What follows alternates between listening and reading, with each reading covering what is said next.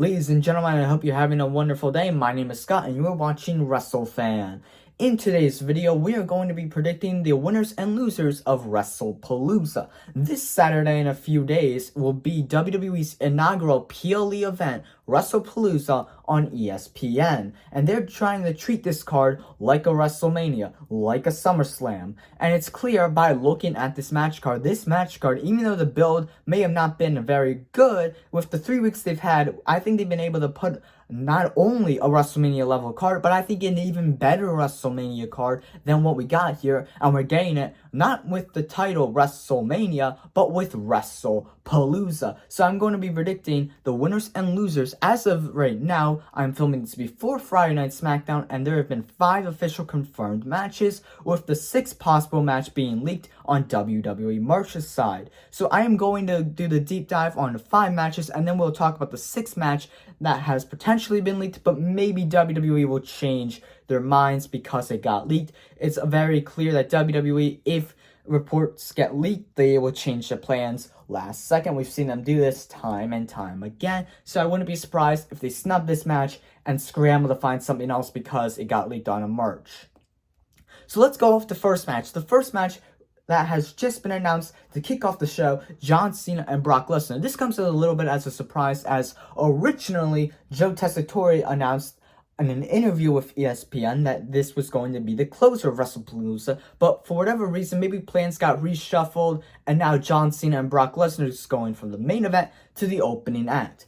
And I think this is just for one reason, because I think plans are shifting for the next main event. I know a lot of people are talking about maybe the mixed tag match gets main evented, but I really think that if they wanted that to be the main event, they would have just announced that as the main event from the jump and always had John Cena as Brock Lesnar. Something clearly changed, and we'll talk about that later on in today's video.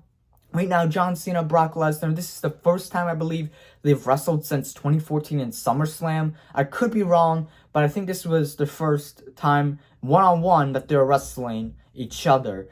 John Cena and Brock Lesnar, we know what their matches are. It's a lot of suplexes, it's a lot of Germans, F5s, AA8s. It's going to be a finisher fest. It's going to be spamming Lesnar's finisher, spamming Cena's finisher, and it's going to be a finisher fest. If you're expecting a 5-star spectacle, that's not what this is going to be. This is going to be like a 5 to 8 minute match of just finisher after finisher after finisher, maybe a table spot, and then eventually you're going to get the finish. For me, I think Brock Lesnar is returning for a one and done. If Brock Lesnar is going to stay full time, I think they would have Brock Lesnar go over. But to me, with this new deal that Brock Lesnar signed, it seems like they're going to have Brock Lesnar kind of show up sporadically in WWE. And if Brock Lesnar isn't going to stick around, if he's not going to do a future storyline, if they're not continuing the John Cena storyline after their match at Wrestlepalooza, I don't think Brock Lesnar needs the victory.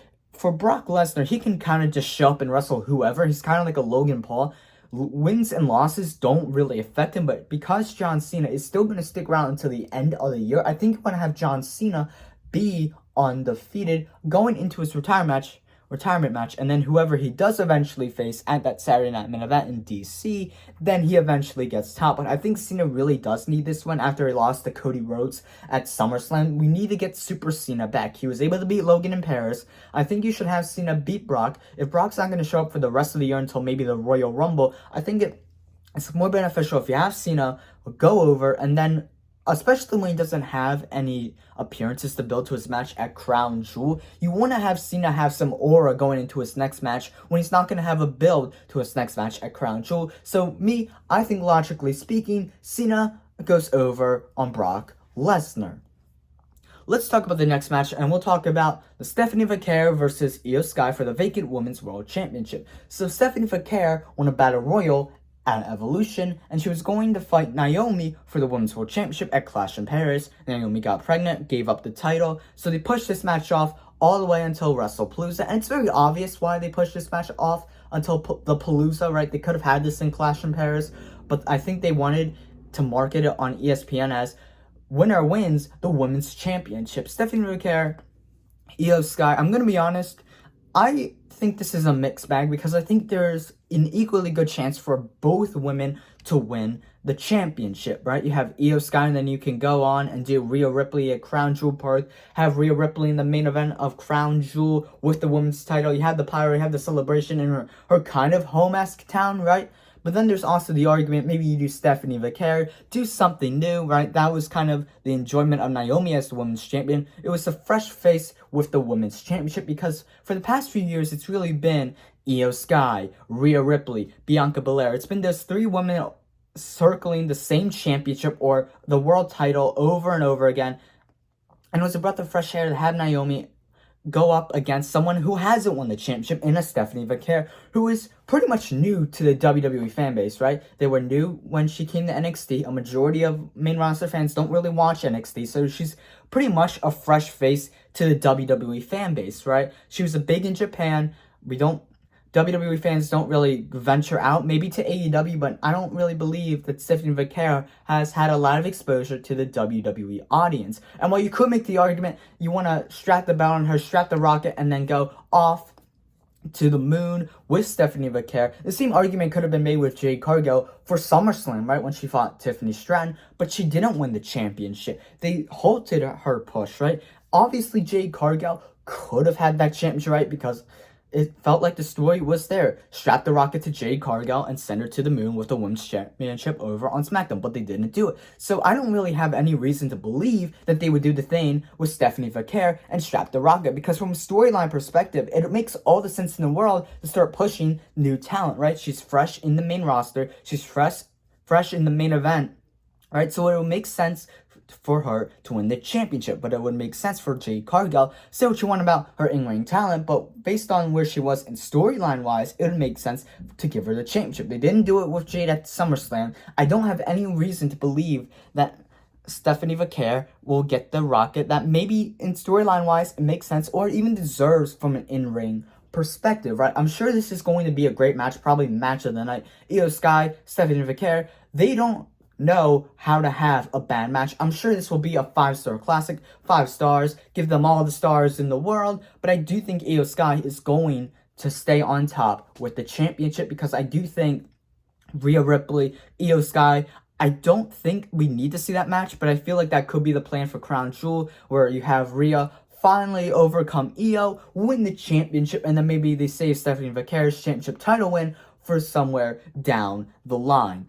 I'm okay with either women winning the championship, but I think they're going to have Io Sky win the championship. Maybe they even have Io Sky turn a little heel. Maybe Asuka helps Io Sky beat Stephanie Vaquer, because that would help Stephanie Vaquer not lose credibility, right? And then maybe have a heel Io Sky and a Rhea Ripley. The more that I talk about this, the more I'm starting to like this. Let me know what you guys think, but I do think Io's going to go over. Let's talk about Cody Rhodes versus Drew McIntyre for the WWE Championship. So this was a match I think we all immediately thought when they had the SmackDown after SummerSlam that they were going to be setting this up, right, for a clash in Paris. It didn't happen. They wrote Cody off. Cody was going to film Street Fighter. I do believe that this is going to be the main event. I do believe this is going to main event over the mixed tag team match, right? I don't think the mixed tag team match is going to main event the show. Like I said earlier, if they wanted to have that mixed tag team match with AJ Lee and Punk versus Rollins and Becky, I think they would have always announced that as the main event from the jump. Because Cena is the opener now, I don't think that means they're going to shift the mixed tag team to the main event. No, I think Cody Rhodes and Drew McIntyre was originally supposed to be the opener, but because John Cena is opening the show with Brock Lesnar, I think maybe plans got shuffled around for Cody Rhodes and Drew McIntyre, because I think possibly Cody Rhodes still has filming commitments for Street Fighter, and I think they returned Cody Rhodes so Cody Rhodes could have a match at Wrestlepalooza, the first PLE on ESPN. I think they want at least one of the major world titles to be defended, so I think they brought back Cody early when he wasn't done filming. I think he's taking a little bit of a hiatus from filming Street Fighter. Again, we don't know how big his role is as Gato, because we don't know what storyline they're interpreting for the Street Fighter movie. But I do think Cody Rhodes, after Wrestlepalooza, is going to go back to filming his stuff for a Street Fighter. So I think Drew McIntyre will go over. Randy Orton makes a mistake, cost Drew McIntyre or Cody the match, give Drew the championship. You have a little offshoot rivalry with Drew and Randy for Crown Jewel, and then after Crown Jewel, Cody can win the title back at maybe a Survivor Series or that Saturday night main event in December where Cena's retiring. even though Drew McIntyre would have a short run as champion, it'd at least be welcome that he would have a couple months as champion rather than just 5 minutes. And I still do not forgive WWE for taking the title off of Drew McIntyre for 5 minutes, even if it did lead to that great feud with CM Punk throughout the fall. I think it would have been even better for the World Championship. So I do think Drew McIntyre beats Cody. I think Cody goes back to filming Street Fighter, and then when Cody comes back, then he can win the championship back, and then he can start that WrestleMania big program, whether that's Punk, Randy, or someone I'm not thinking about.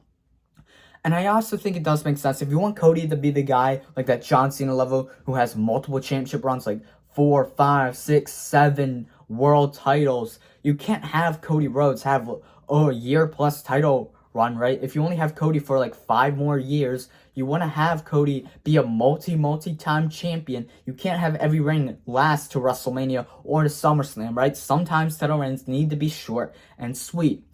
So I do think Drew McIntyre wins the championship. You give Drew McIntyre the championship for a little bit. Cody comes back, he wins the title, and then you can set up Drew for his Mania program, and you can set up Cody for his Mania program, right? I don't think you need to have Cody hold the championship for a certain amount of months for his match at WrestleMania to have credibility on why he would be the champion walking in. I really don't think it matters how long you have a championship going into WrestleMania. So I do think they give Drew the belt. You have Drew ride with the championship, and maybe that's a little bit of a test to see what a more lengthy title run with Drew McIntyre would be, maybe in 2026, 2027. Hopefully, we don't have to wait until 2028 for Drew McIntyre to get a proper championship run. Let's talk about the Usos versus Bronson Reed and Braun Breaker. Now, this is technically the first time we are getting this match. Usos reuniting. I believe this is going to be their first PLE tag team match 2-on-2 since, I want to say, Money in the Bank when they defeated Roman Reigns and Solo Sikoa. So yeah, this is a big deal. I do think the Vision is going to go over because of miscommunication with the Usos. Maybe LA Knight gets involved. Yeah, I'm not trying to overcomplicate this. I do think the Vision gets over. They do need to get some wins, right?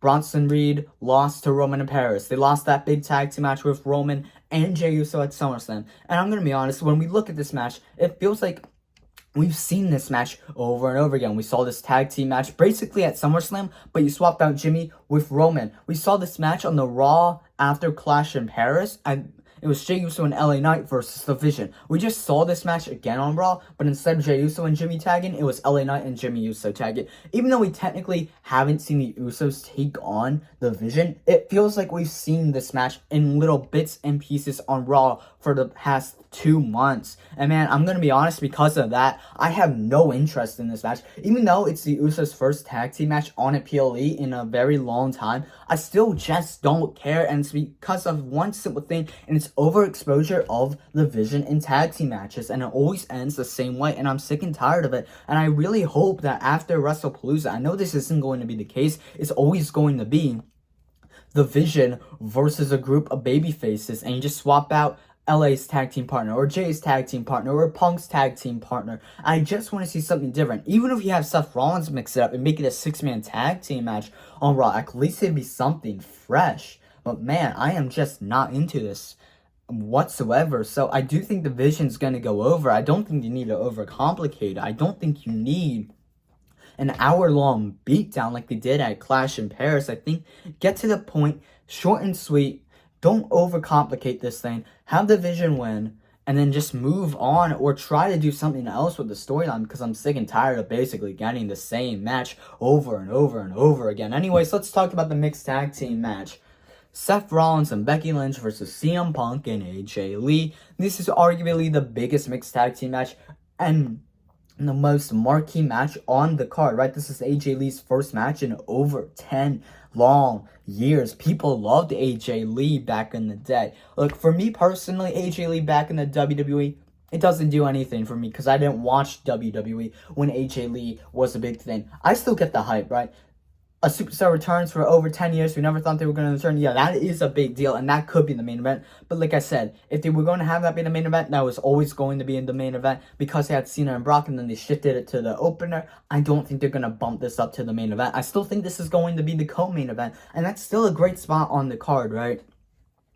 I do think how this match is going to be booked. If people are expecting AJ Lee a lot in this match, you're going to be disappointed. It's going to be Seth Rollins and CM Punk. That's basically going to be the match for like the first 10 minutes, and then the last 5-6 minutes is going to be that hot tag where Punk finally tags in AJ Lee. You're going to have that back and forth, and it's going to be that Seth Rollins and Becky Lynch try to come back, but then there's some miscommunication, and then AJ Lee pins Becky Lynch, and then you continue this rivalry with Punk and Rollins, and you continue this newfound rivalry with AJ Lee and Becky Lynch. I do think Punk and AJ are going to go over.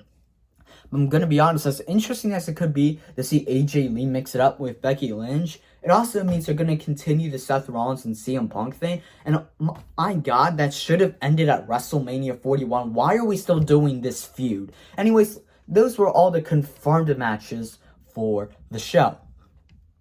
Now, there was a new match that did get leaked on a merchandise.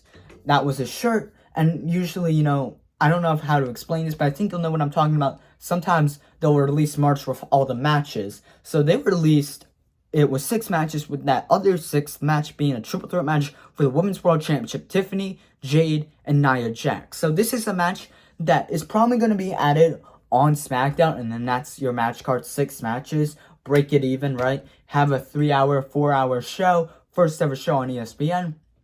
Boom. There you go. This is a very lazy match. This is a match that I don't think anyone would care if this gets added or not. It's most likely going to be added because we saw that it got leaked. But like I said earlier in the video, they could shift plans, maybe just remove it off of March, and maybe either you keep it at 5 as you have it, or add that match, or add a different match, like a Sami Zayn Open Challenge. But if we are going under the idea that this triple threat match is going to go forward, which it probably will, right?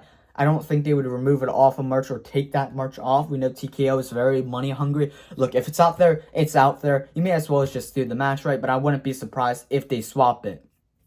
So if this match is going to go forward, I'm just going to assume that Tiffany is going to win. They haven't shown us any evidence that they want to give it to Jade. They haven't shown us any evidence that they would put any effort into Nia Jax. And man, I feel like even if a title change were to happen, it would still be the same exact women circling the championship. Perhaps maybe Bianca Belair returns in this match and maybe accidentally cost Jade Cargill. I do think Tiffany's going to go over one way or another. It's very interesting to see if this match will also go forward. As I'm just remembering, they pulled her off the NXT tag team match because there was a rumor that she was injured. So it'll be interesting to see if this match gets booked. Again, we don't know how old that merch that got leaked to us. That could have been a photo or a graphic that was made a month ago before Tiffany Stratton got injured. So that's also important to note.